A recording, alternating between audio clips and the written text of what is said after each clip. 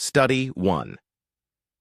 All right, buckle up, buttercups, because we're about to dive into the fascinating world of self-control, meaning, and why some folks are basically superheroes at sticking to their New Year's resolutions, while the rest of us are still eyeing that leftover cake. So picture this. There are two types of people in the world. You've got the pleasure seekers, who are all about that immediate good stuff, the comfy couch, the tasty treats, the endless scrolling on their phones. Then you've got the meaning mongers, who get their kicks from things that feel, well, important. Think finishing a tough puzzle, helping a friend, or finally understanding that weird instruction manual. Now, some brainy folks in white lab coats, aka researchers, did a study, and guess what they found?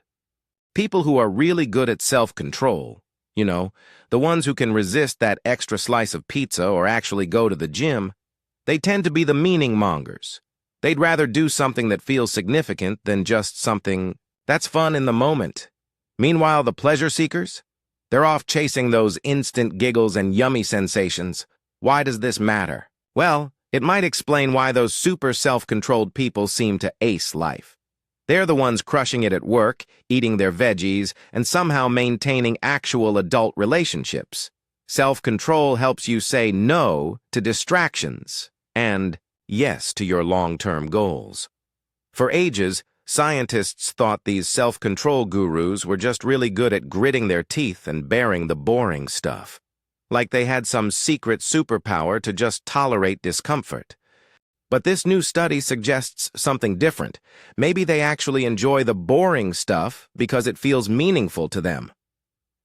One of the clever brains behind this, Katharina Bernecker, had noticed that people with high self-control spent more time doing what they called work, while the pleasure-loving folks were all about leisure. She wondered if this was because they chose it, or if life just sort of pushed them that way. So they did some experiments. In one, they asked people what they'd do if they suddenly had a chunk of free time. The self-controlled folks were all like, "Time to learn a new language," or "I should really organize my spice rack." The pleasure seekers? Probably binge-watching cat videos. Then, they actually gave people free time during a study and watched what happened. Same story. The self-controlled ones found something productive to do, and they actually felt good about it. The pleasure seekers were likely trying to see if the vending machine had any new snacks. In another experiment, they gave people choices between activities described as meaningful, like purposeful, and pleasurable, like enjoyable. Guess who picked what?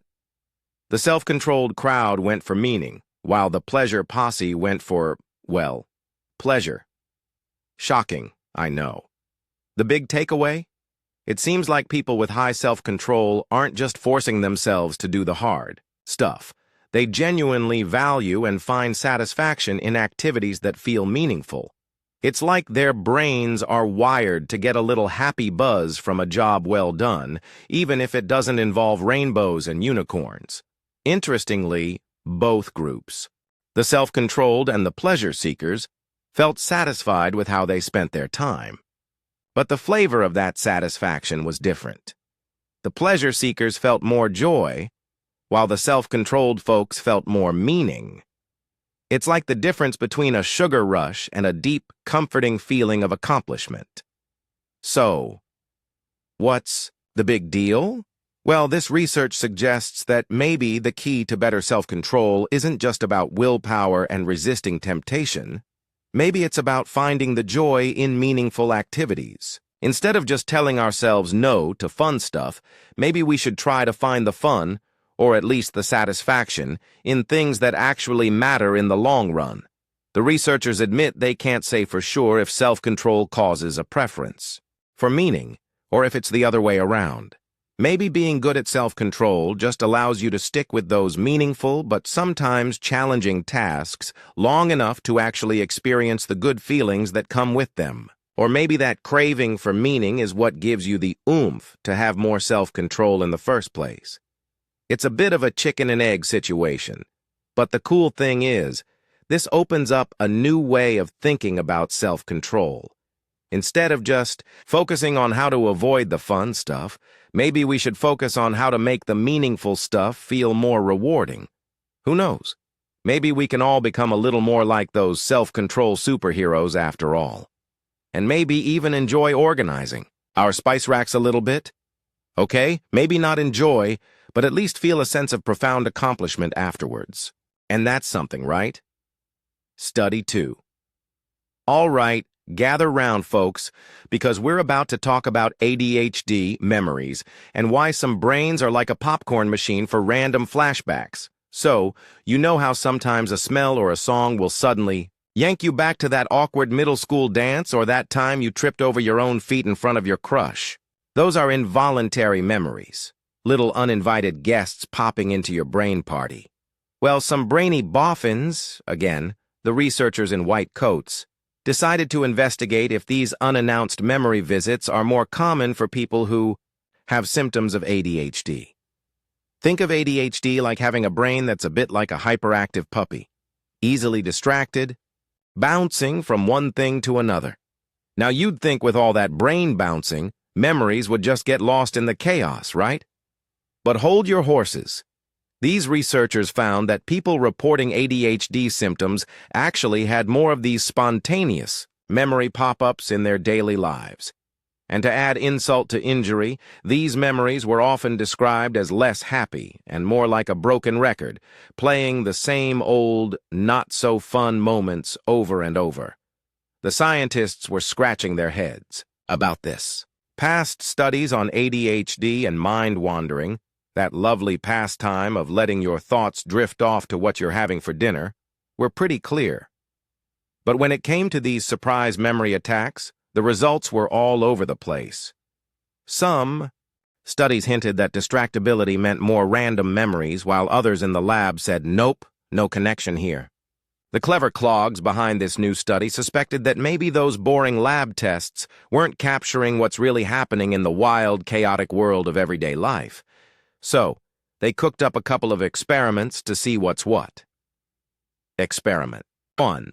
Questionnaires and a really boring task first. They got a bunch of students and gave them a questionnaire to see who had ADHD-like symptoms. Then they made everyone do a super thrilling vigilance task, basically staring at slides and trying not to fall asleep. They told them to shout if any random thoughts or memories popped into their heads. Interestingly, during this snooze fest of a task, there was no real difference in how many surprise memories the ADHD-ish group had compared to the others. But then they asked everyone how often they get these uninvited memories in their actual lives, and bam!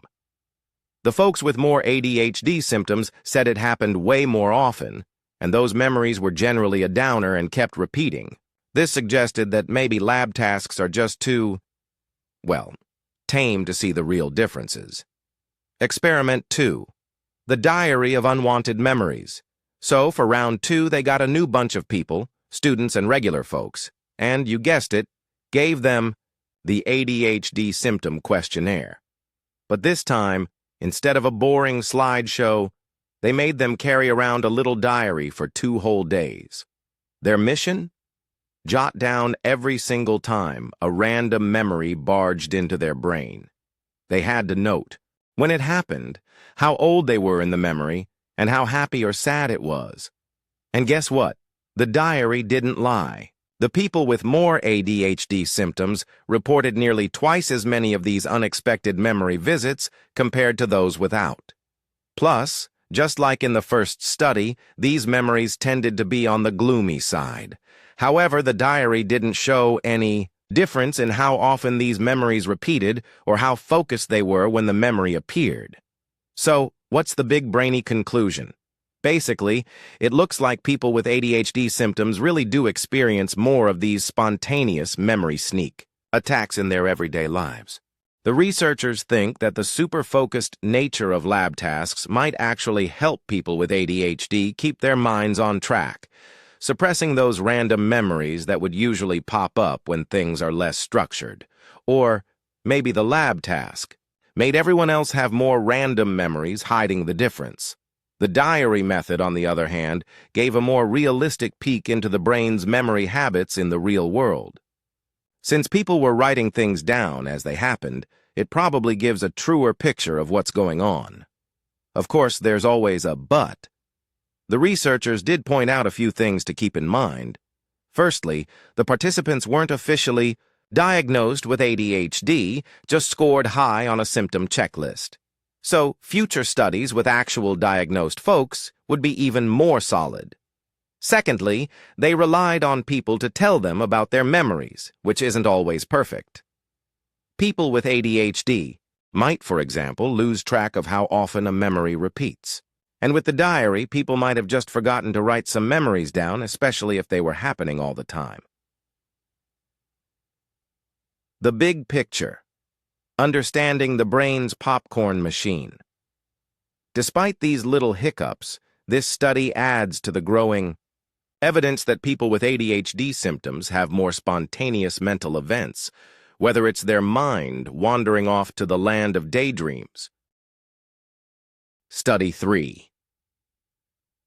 All right, gather round, you magnificent creatures of social awkwardness.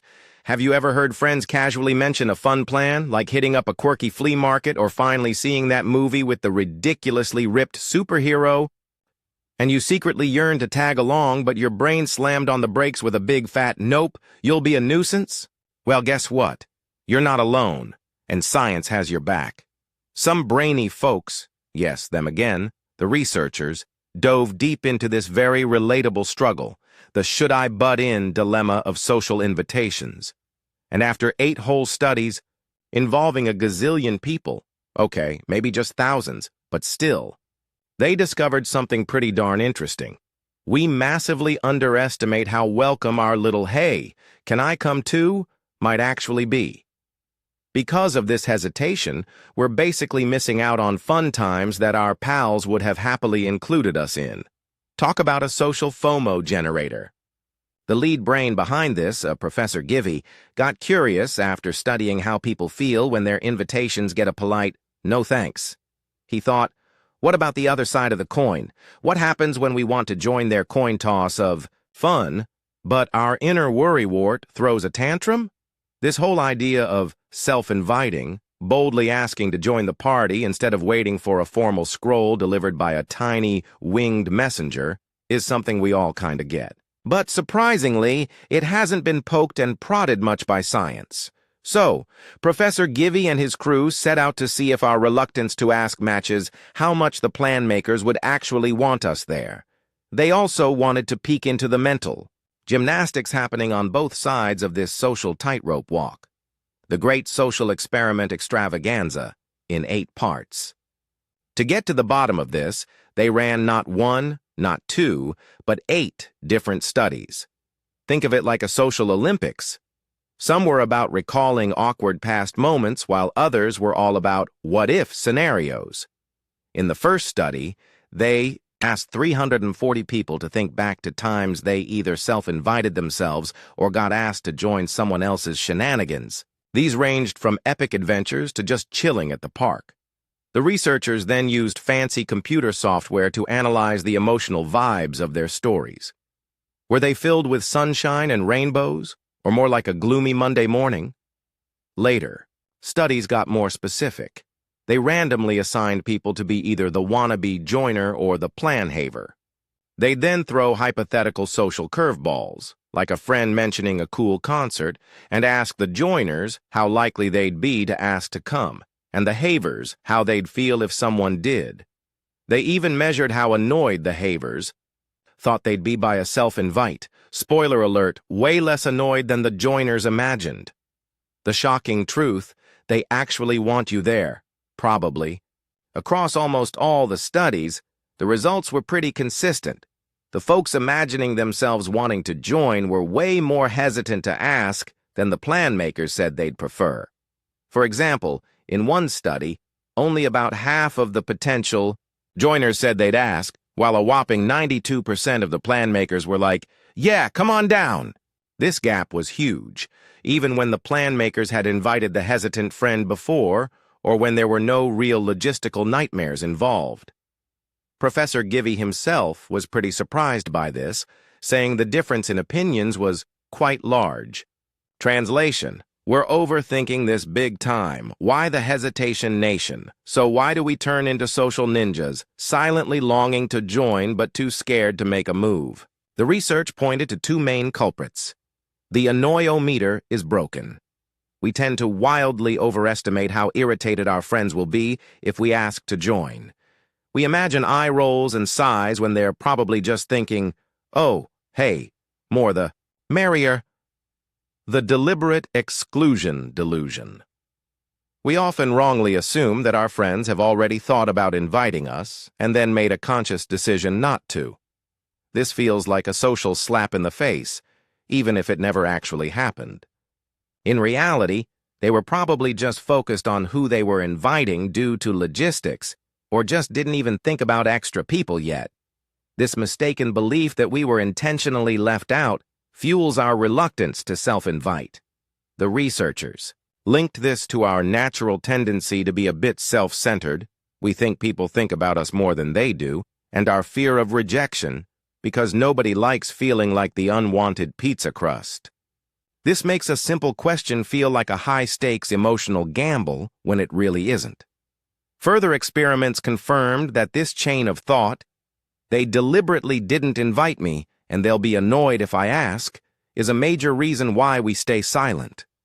It's like our brains are playing a dramatic soap opera when a simple "hey, can I join?" would suffice. Interestingly, this awkward gap disappeared when the hesitant friend had been invited before but had initially said no. In those cases, because everyone knew an invitation was on the table, the friend was much more likely to ask again if their plans changed. It's like the initial invitation acts as a social get-out-of-jail-free card. The bottom line: just ask, within reason.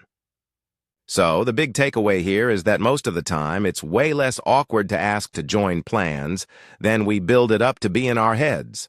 Of course, there are limits. Professor Givey wisely points out that you probably shouldn't self-invite to a wedding. Those guest lists are usually meticulously crafted, but for casual hangouts and everyday fun, it often does not hurt to ask. Your friends might actually be delighted to have you along. A few little caveats, because science loves nuance. The researchers did acknowledge a few limitations. Many of their studies relied on people remembering the past or imagining scenarios, which isn't always a perfect reflection of real life. Future studies could benefit from watching social interactions as they happen, or having people keep diaries of their social asks, or lack thereof. Also, their focus was mostly on casual friendships, so the rules might be different for more formal events or less close relationships. They also suggested future research could explore how culture and personality play a role. Maybe some cultures are more open to self-inviting, and maybe extroverts just don't sweat the "am I being a bother" question as much. And what happens when someone does get turned down after self-inviting? That's a whole other social tightrope to walk, but overall, this research gives us a little nudge to be braver in our social pursuits. So next time your friends mention something fun, and that little voice of doubt starts whispering in your ear, remember, you're probably more welcome than you think. Take a deep breath, unleash your inner social butterfly, and just ask. The worst they can say is no, and who knows, you might just end up having a fantastic time, and maybe even make your friends feel good for including you. Story 4. All right, buckle up, stoners and non-stoners alike, because some brain detectives have been sniffing around the science of weed and, well, let's just say they've found some interesting crumbs that might make you think twice before lighting up like it's the 4th of July every day. So these brain boffins in Canada, bless their inquisitive hearts, published a study in a fancy journal called JAMA Psychiatry. What did they find? Well, it looks like heavy-duty, long-term cannabis use might be throwing a party in your brain that your brain doesn't actually want to attend, especially if it's already a bit, shall we say, sensitive. They used some super cool brain scanning tech to peek inside the noggins of people who were really committed to their cannabis habit, We're talking frequent extended use, not just a casual puff at a party. And what did their brain MRIs show? These frequent flyers of the high skies had higher levels of this brain chemical called dopamine in the same neighborhood of the brain that's known to be a hotspot for psychosis. Think of dopamine as the brain's get-up-and-go juice, linked to motivation, mood, and all that jazz. But too much of a good thing. Well, you know how that goes. One of the head brainiacs, Lena Palaniappan, put it pretty bluntly: we now have evidence that shows a straight line linking cannabis with dopamine and psychosis that has never been shown before. That's like finding the missing puzzle piece that connects loves pizza to owns a pizza-themed onesie. It's a direct link, folks. Now, why should you care about dopamine? Well, as another smart cookie on the team, Betsy Schaefer explained, excess levels of dopamine can disrupt normal brain processes and may increase the risk of psychosis, particularly in individuals who are already vulnerable. Think of it like turning the volume knob on your brain's excitement levels way past 11. Things can get a little chaotic. Interestingly, the researchers pointed out that emergency rooms in Canada have seen more people showing up with psychosis since cannabis was legalized. Coincidence? Maybe. But this brain scan study adds some serious fuel to the maybe-not fire. Brain scans, like finding black spots on a dusty shelf, so how did they actually see this dopamine overload? They used a special type of brain scan called neuromelanin sensitive magnetic resonance imaging. Now, neuromelanin is this black gunk that builds up in your brain over time if there's too much dopamine hanging around. On these scans, it shows up as dark spots. Think of it like the dust bunnies that accumulate in the corner of your room if you haven't cleaned in ages, but instead of dust, it's a marker for too much brain juice. Professor Palaniappan even said that in heavy cannabis users, these dopamine dust bunnies were darker than they should be for their age, sometimes even looking like the brain of someone a decade older. That's like your brain aging in dog years, but instead of cute and wrinkly, it might be a bit overwhelmed. Who were the guinea pigs? Bless their hearts. The study involved 61 people between 18 and 35. Some were regular cannabis users, some weren't, and within both groups, some had experienced a first episode of schizophrenia, a mental health condition involving psychosis.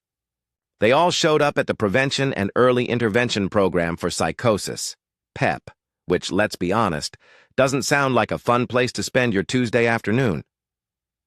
Another brain expert on the team, Ali Khan, pointed out that they saw these blacker spots in a specific brain region linked to psychosis, the substantia nigra and ventral tegmental areas, in the heavy cannabis users, regardless of whether they also had that first episode of schizophrenia.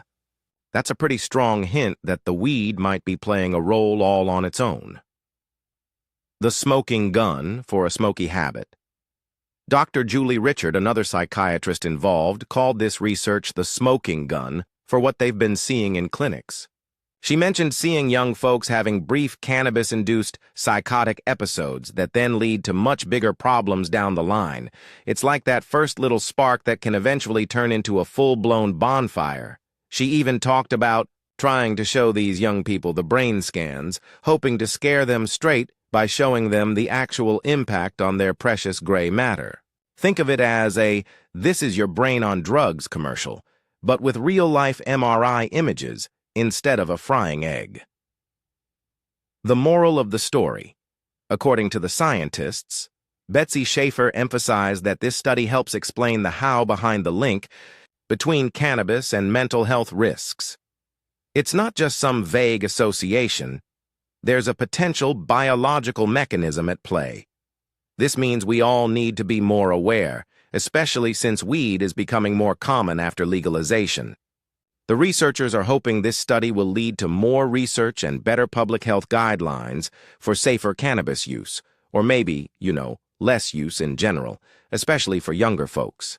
Jessica Ahrens, the first author of the study, hopes this makes both patients and doctors understand the implications better and encourages healthcare providers to offer alternatives to cannabis for coping. Because, let's face it, constantly flooding your brain with dopamine might not be the chillest long-term strategy. So, what's the punchline? Look, nobody's saying that a toke here and there will turn you into a hallucination-seeing zombie. But this study suggests that if you're a frequent flyer on the Cannabis Express, especially if you're young or have a family history of mental health issues, you might be tinkering with your brain chemistry in ways that could have serious consequences. Think of your brain like a delicate ecosystem. A little sprinkle of rain, maybe a casual, responsible use, might be okay. But a constant downpour of brain-altering chemicals? That could lead to some serious flooding in the things that make you see and hear stuff that aren't there department. The scientists aren't trying to harsh anyone's mellow for no reason. They're just saying, hey, we found some interesting stuff in the brain, and maybe it's worth considering that more is better doesn't always apply, especially when it comes to your precious noggin. So, maybe take a moment to reflect before you light up that next, well, you know. Your brain might just thank you for it in the long run.